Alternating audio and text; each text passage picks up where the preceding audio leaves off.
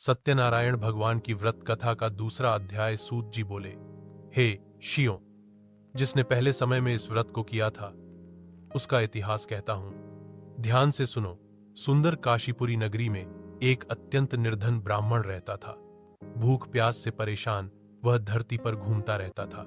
ब्राह्मणों से प्रेम करने वाले भगवान ने एक दिन ब्राह्मण का वेश धारण कर उसके पास जाकर पूछा, हे विप्र, नित्य दुखी होकर तुम पृथ्वी पर क्यों हो घूमते हो?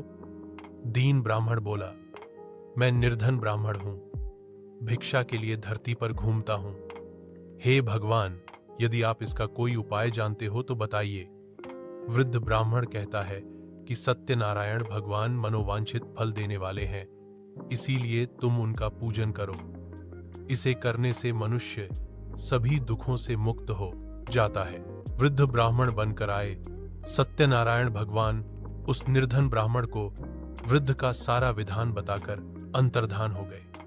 ब्राह्मण मन ही मन सोचने लगा कि जिस वृद्ध को वृद्ध ब्राह्मण करने को कह गया है, मैं उसे जरूर करूंगा। यह निश्चय करने के बाद उसे रात में नींद नहीं आई। वह सवेरे उठकर सत्यनारायण भगवान के व्रत का निश्चय कर भिक्षा के लिए चला गया।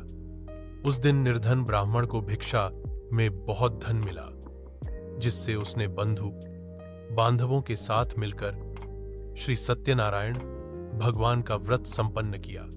भगवान सत्यनारायण का व्रत संपन्न करने के बाद वह निर्धन ब्राह्मण सभी दुखों से छूट गया और अनेक प्रकार की संपत्तियों से युक्त हो गया। उसी समय से यह ब्राह्मण हर माह इस व्रत को करने लगा। इस तरह से सत्यनारायण भगवान के व्रत को जो मनुष्य करेगा वह सभी प्रकार के पापों से छूटकर मोक्ष को प्राप्त होगा। जो मनुष्य इस व्रत को करेगा वह भी सभी दुखों से मुक्त हो जाएगा।